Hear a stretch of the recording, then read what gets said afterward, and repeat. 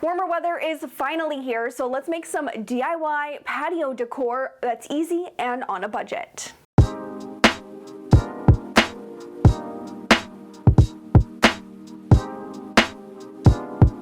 Hi everyone, I'm Alli and welcome to my channel. We are going to have so much fun in this video because it is the first part of 3 for my patio makeover for this year. The first thing that we're going to be making is a patio table. This is a really easy small space patio table, and to make it even simpler, I thought I would combine it with an IKEA hack, which is the Gladom table. I picked it up from IKEA last year for my patio table and thought I would use it again for the base of this one. So let's get started. The first step that we need to do for this sort of pseudo IKEA hack that we're tackling is make the tabletop. Now I have this piece of plywood that I have been holding onto for quite some time.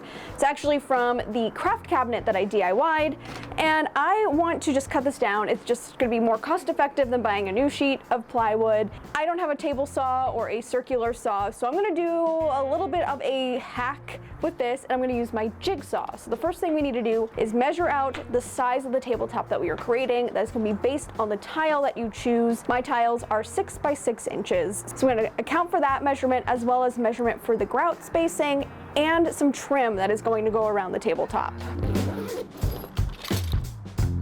Since we're using a jigsaw, I don't really have a track for that to follow. I do have, however, a metal yardstick, so that is going to be perfect to cut the wood as perfectly straight as I can. So I'm going to line it up on the markings that I created for my plywood piece here. And then I'm going to just take some clamps and we're going to clamp that into place so it's not going anywhere when we're cutting the table.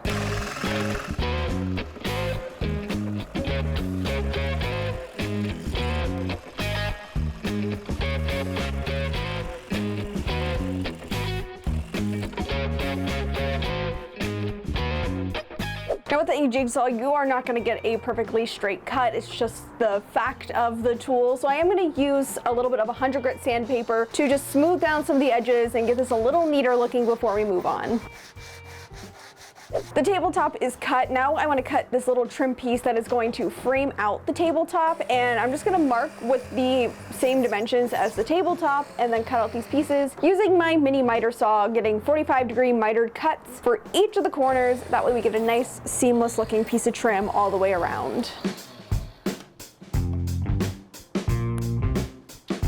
Now I'm simply going to use some wood glue to adhere the trim around the perimeter of our little tabletop.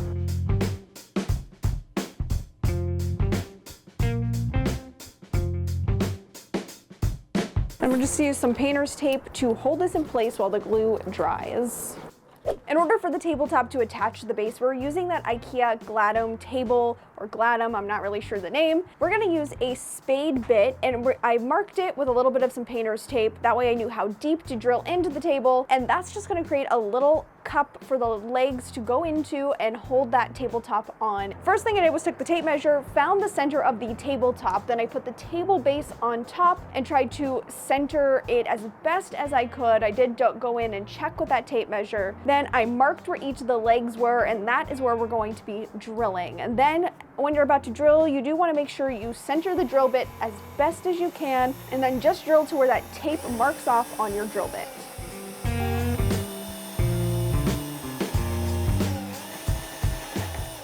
And here is the moment of truth. Let's see if this base will fit on the tabletop.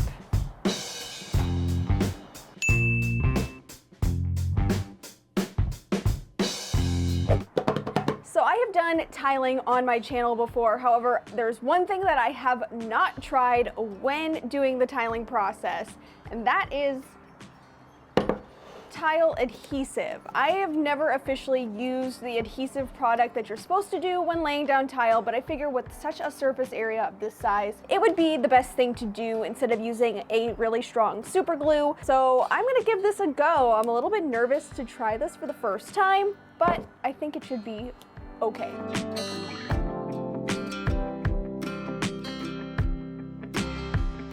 These are the tiles that I chose. I really liked the Moroccan style that they had. I just picked them up at Lowe's. They were relatively cheap, just over $1 a piece. And I think they're really gonna complement the design idea that I have for my patio, which you're going to see in a couple of weeks.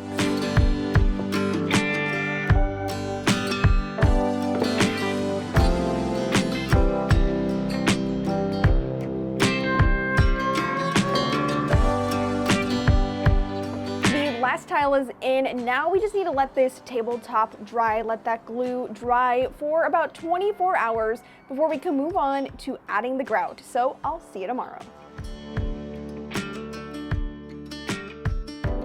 It is day 2 of the table project, and I am so happy with how this looks so far. All of the glue has dried. It's been a little less than 24 hours. But what I want to do before we can start grouting all of these tiles is just put some painter's tape around the edges to protect that nice wood frame that we built, so that way we don't have to go back in and sand off any of the grout later.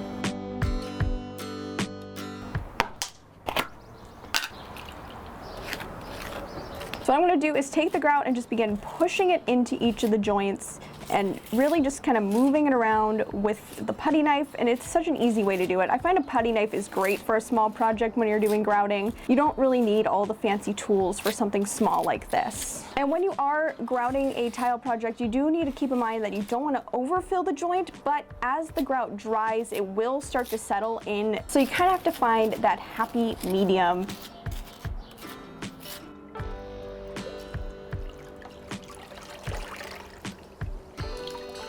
Now we're going to use the sponge to clear away the excess grout. It is safer to work in smaller sections than to cover the whole piece. That way you don't have any of the grout drying onto the surface of the tiles. It's just safer to do less is more, I suppose, when it comes to grouting.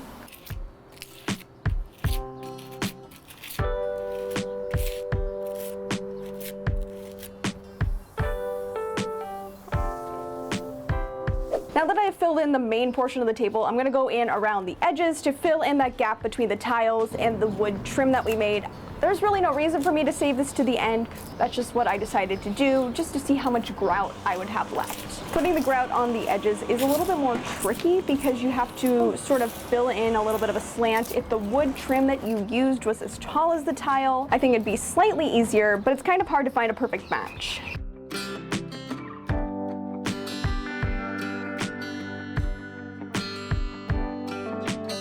And finally, to wrap up the table project, just need to paint the trim and the bottom of the table. This will not only seal in the wood, but of course give it a cohesive look. And I'm going to just use a little paint sample that I purchased, and it is the color Tricorn Black, which is pretty much a true black, so it will match pretty well with the table base.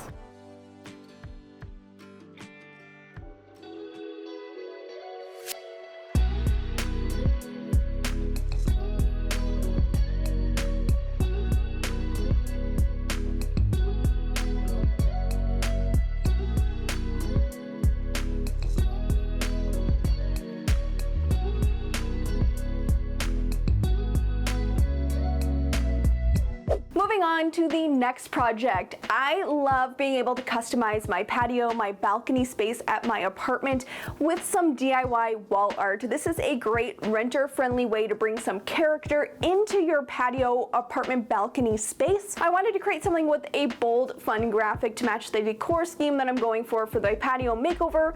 So let me show you what I came up with. This next project, we're starting out with this sign that I picked up from Goodwill for $7.99. It's a very nice solid wood sign. It's great base, and the sentiment, as beautiful as it is, really doesn't pertain to me, so I'm not going to feel any sort of regret changing up what this thrifted art looks like. So let's get started.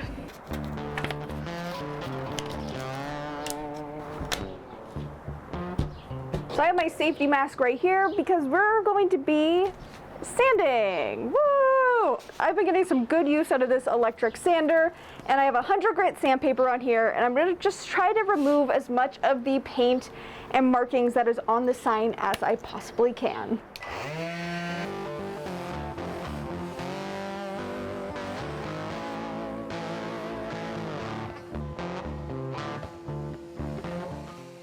We got the board down to as close as the raw wood as I could get it. I could tell that the paint sort of seeped in more as a stain on the board, but I do think it looks really, really good. I think having a little bit of that peeking through is actually going to make this piece look way better. So my thought was, based off my inspiration photo, to go in with a little chip brush from Dollar Tree, some white chalk paint, and we'll start with some water to dilute it a bit. and then build up the coverage from there. And with my painting, I am going in the direction of the wood grain. I want it to have that kind of streaky look, like it is part of the sign itself rather than a thick coat of paint painted on.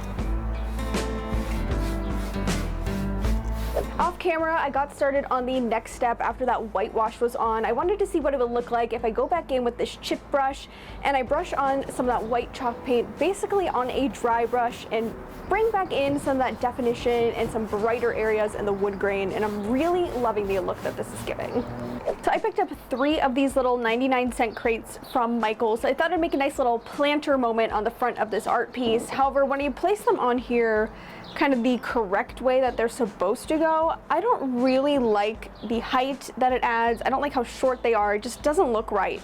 So I found that you can actually break off 2 of the pieces and you can put them on this way, and it creates such a nicer look. And I'm leaving the bottom one on, one because it's really attached to this piece, and it also just makes a nice lip. I'm using wood stain in the color ebony to stain each of these little crates. I find it best matches the stain that was already on the sign, and I wanted it to have a nice matching look. However, you could use a wood stain in a brown color if you wanted to create some contrast or a little bit more of a farmhouse look.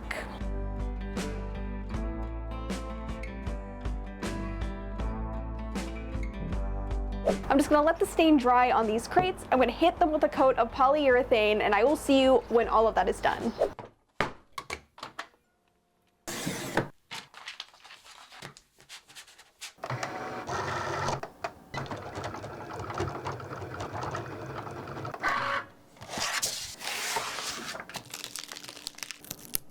As you just saw, I used my Cricut to cut out these decals that are going to be the background of the sign we're creating. I'll be sure to link the shareable design that is on Cricut Design Space. That is in the description box if you have a Cricut and want to cut this out yourself. There are a whole bunch of other methods that you can do if you don't have a Cricut. You could hand draw or hand paint whatever design you want. You could also go in and do the design where you sketch on the back of a piece of paper with pencil and trace around the design you want to create. So because of that, I've also included a PDF version of this that you can print out, resize whatever you want to the size of your decal you're making. I just want to make sure that people have more than one option. Now I'm going to take some transfer tape, overlay it on each of these decals, and place them on the board. And I specifically designed this to leave about a 1/2 inch border around the entire sign, just because I'm following that inspiration piece that I showed you earlier, and I think that's going to make it look a little bit more high-end as well.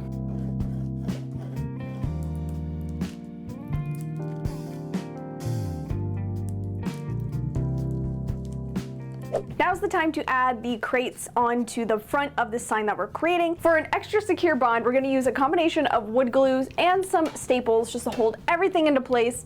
We're going to secure these onto the sign.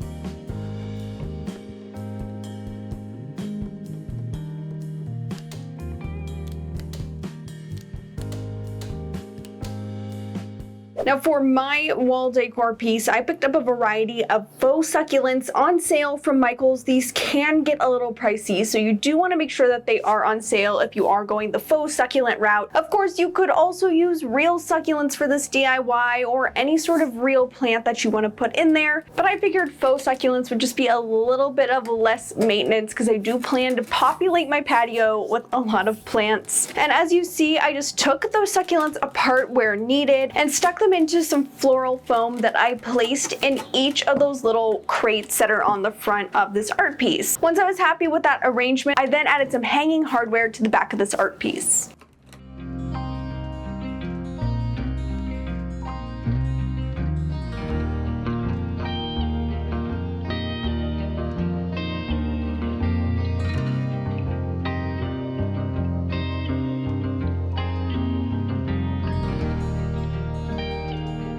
I I still have 2 great patio videos that will be coming up on my channel in the next couple of weeks. You are not going to want to miss those, so make sure you hit the subscribe button so you don't miss a single episode. If any of them are already posted by the time you see this one, I'll make sure to link the series right here, or you might see last year's video for my last year patio makeover. Or if you want to watch something else, you could check out this video right here. Thanks so much for watching, and I'll see you next time. Bye!